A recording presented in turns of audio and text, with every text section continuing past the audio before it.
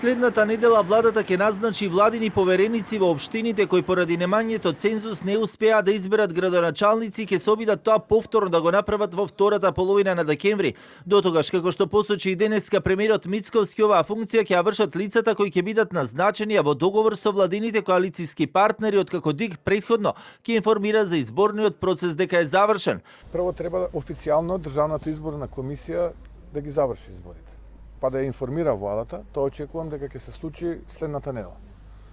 И потоа владата има рок од 15 дена да постапува по тоа. А потоа и да го информира Државната изборна комисија собранието, за да собранието во рок од 60 дена одржи нови избори во тие општини кои што беа неуспешни. И тогаш веќе нема услов цензус. Онај цензус за излезеност, што се вели. Така што јас се очекувам од текот на следната недела, кога ќе ги добиеме, да седнеме со коалиционите партнери, да ги предложиме имињата кои што ќе бидат владени повереници во тие општини во кои што не успеа избори.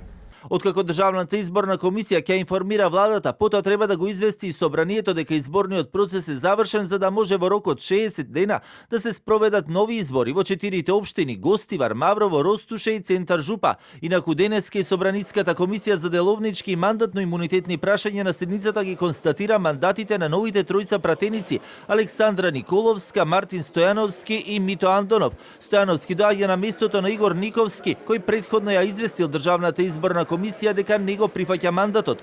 До почетокот на наредната недела ќе биде комплетиран парламентарниот состав по изборот на неколку пратеници за градоначалници на локалните избори. Тие доаѓаат на местото на Бети Стаменковска, Трајковска, Јане Мицевски и Дејан Продановски, кои беа избрани за градоначалници на Киселавода, Сопиште и Прилеп. Верифицирањето на мандатите на новите тројца пратеници треба да помине на наредната прва пленарна седница на собранието, која, како што информира собранискиот спикер Африм Гаши, се очекува да биде одржана на 10 или на 11 ноември.